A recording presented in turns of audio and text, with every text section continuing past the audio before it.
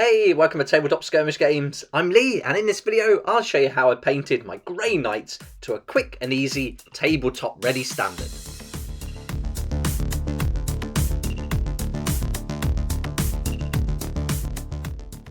Here's the Justicar model that I'll be using as the example for this video, but while I'm painting this one I'm also painting all 10 of the Grey Knight Strike Squad, so you can use the techniques here to paint all of these models. This is a really great set that's perfect for Warhammer 40,000 or Kill Team, and these are great models, really fun to build. We'll go through each paint as we use it in the video, but I'll also put a list of them all in the description below and a link so you can save up to 20% on the retail price. And so let's get started painting up this model to a quick and easy tabletop ready standard using mostly contrast paints. Right, the first step was to prime the model, and I used a spray paint for this, but you can certainly do it with a brush, no problem. And the paint I used was from Aldi, a supermarket in the UK, and this was only £3.99 for 400ml paint can, which is the same size as the Citadel colour spray cans, but at a third of the price. This is great value, and it does an excellent job. But it is a gloss paint, so it's not going to be great for every kind of model, and it takes quite a while to dry. You're looking at leaving it for 36 hours or so until it's ready to paint on properly. And if you make any mistakes and need to touch up, I recommend Stormhost Silver to go along with it. Now the brush I'm going to use here is the starter brush, but also the medium shade brush from Citadel. And so the first stage, once that prime's dry, is to take a shade, and I'm going to use Drakenhoff Nightshade.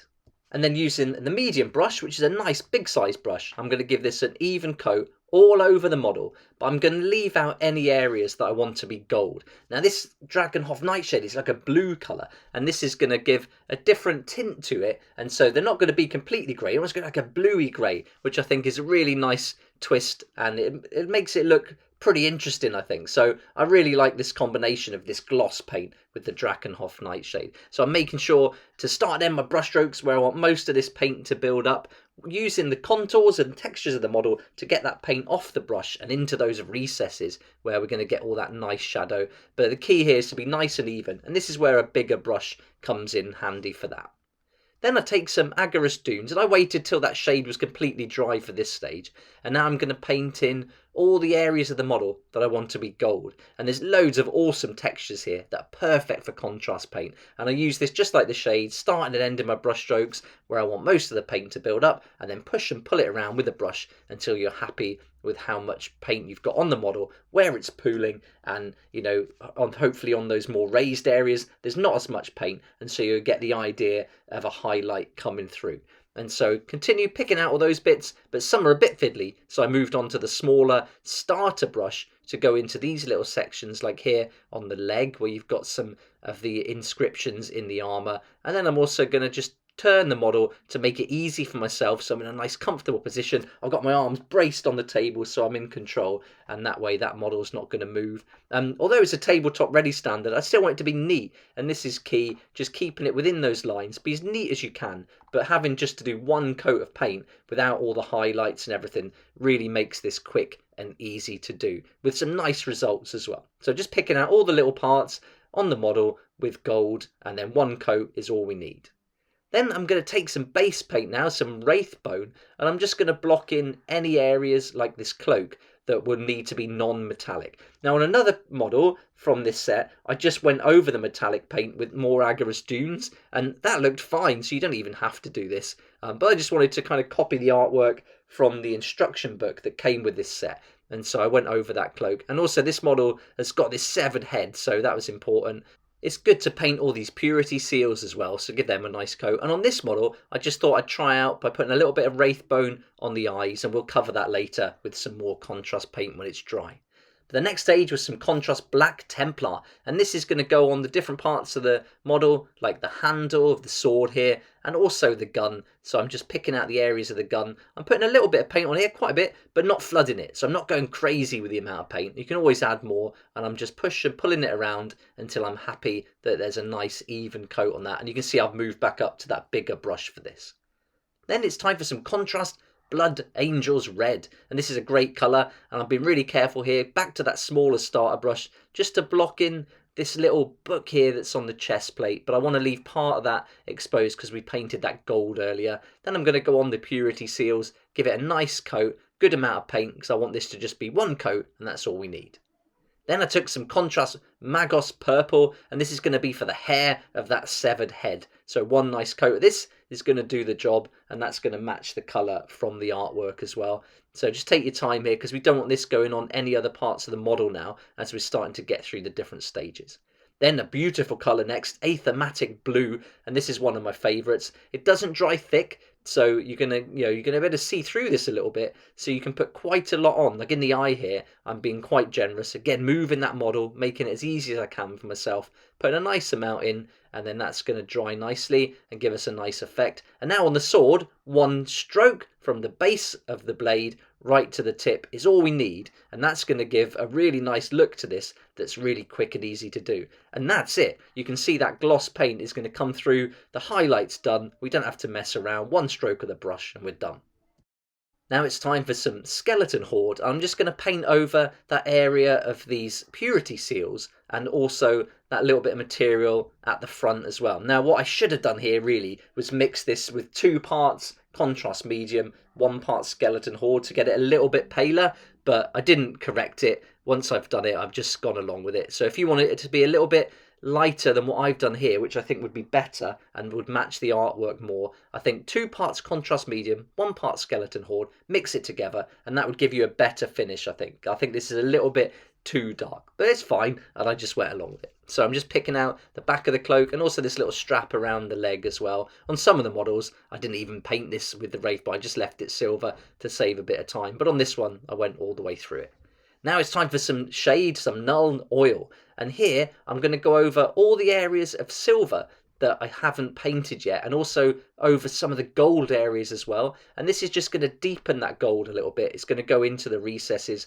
There's a lot of recesses here with all the texture on these shoulder pads, so I really want to bring that out, and this Null Oil is going to be perfect for that. Also over the silver parts of these books as well, that's going to be really great. So nice generous amount, but again, don't flood it, don't go crazy. I put a little bit here on this as well and up here, just to like bring that out a little bit, because there's a lot of texture, and also in between the leg joints I think it really adds a little bit to just add some of that Null Oil there. It only takes a second, so it's well worth it. And then I go over the whole gun, the black and the silver parts, get a coat of that, and I also put some on the face of that severed head just to bring out the features a little bit too. Then it's back to that Blood Angels red, and now I've picked the starter brush here, and I'm just going to go along and pick out that little red line at the bottom. It is some texture there to paint on, so that makes it a lot easier. If you don't have a super steady hand, then you can certainly use that to your advantage and just run the brush gently along that raised piece there and just move the model to make it easy for yourself. Now it's time to work on the base, and for that I'm going to use the Vallejo Earth Texture Brown Earth colour and this little Citadel tool that's got 2 different paddles on each end, one thick, one thin. I'm going to use the thick end first just to spoon some of the paste out. I'm just showing you how I did it on the Necron model here, but exactly the same for the Grey Knights. And then use the smaller end just to spread it around, work it close to the feet and go around all the details. And I like to do this at the end because I want to use the colour from this.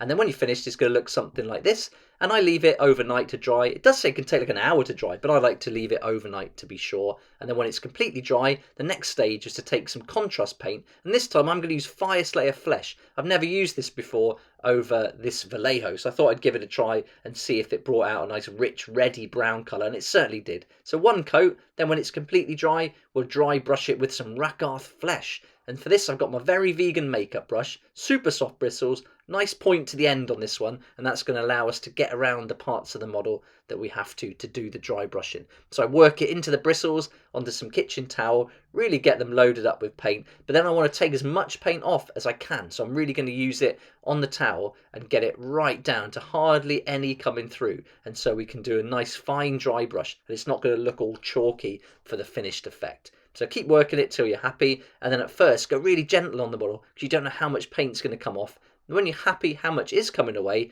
you can be a bit more robust with it and a bit rougher, and then start covering it. Now I don't mind if a little bit goes over the feet here, that's going to add to it and tie it into the model, although on this silver model that's not going to come through a lot. But if you were using more of like a Martian desert with lots of like a more pinky red dry brush, then certainly that's going to come through and work. And on like a space marine, like an ultramarine, this effect, this dust colour would really show up, and that makes a big difference adding that to it. So definitely don't be shy about getting it on the feet and the bottoms of the legs or any cloaks, because that's just going to add to the look of the piece. Then I took some layer paint, some Baneblade brown, a bit of blue tack on the end of that vegan makeup brush, and that's going to hold our Justicar in place and act as a little turntable to make painting that rim really easy. And then I've got a big brush. This is a different brush, an old scruffy big brush, and I'm going to give this 2 coats all together. So I go all the way around the model with 1 coat, let it dry thoroughly, go over it with a 2nd coat, and then that's our model complete. And here he is, our Grey Knight Justicar, finished to a tabletop ready standard with contrast paint mostly, a little bit of dry brushing too. And I'm really happy how it turned out. Nice, quick and easy. I've got all 10 painted in no time, and now they're ready for battle in Kill Team and Warhammer 40,000. But if you didn't like this blue kind of colour over the metal, you can certainly just use Null Oil. But I really think that gold with the Null Oil over the top is a really nice effect, and that's come out really great. I'm really happy with that. That's my favourite part of the model. And so here he is, all finished, and the base as well. That's come out nicely, really quick and easy. That Vallejo paste is my new favourite crafting material. It's really awesome. So really happy with that. And then because I painted him with all 10, you can use exactly the same techniques to do all the models you can see here. Let's have a look at them individually. You can see I've used that Blood Angels red on the handles of some of the different weapons, and then Plague Bearers green on the head of this beast that he's killed. I also used that Blood Angels red on the heavy weapons, and these are great. I love the poses of these models. This one in particularly, the Flamer, I think that's awesome how you can pose these. It's almost like shooting into the air as something flies past him. So yeah, really fun models. The hammer, we got the power hammer. There's the cloak, I just kept metallic. And then yeah, all different variations of the weapons, but following the same steps, doing it exactly the same way with the same colours, and then yeah, really quick and easy, getting these all ready for battle in no time. So there's all our models, and I'll put a link to all the different paints I use and a list in the description below, and you can save up to 20% there on those. There'll be affiliate links, but they won't cost you anything extra. You'll save some money, and you'll also support the channel, as I get a small commission too. And I'll put some links to the actual Grey Knight Strike Squad as well, and you can make that saving with those as well. I hope you enjoyed the video, and I hope it gave you an idea how you might want to get your models painted up to a tabletop ready standard nice and quickly. But I'd love to know what you think about this method, so let me know on the comment section below. It'd be great to hear from you. I'd like to say a huge thank you to my Patreon supporters who make these daily videos possible, and if you're interested in joining the community, it'd be awesome to see you there, and I'll put a link for that in the description down below. But for now, thanks so much for watching. Please like if you like it, subscribe for more videos like this, and don't forget to hit the notification bell to join me next time on Tabletop Skirmish Games.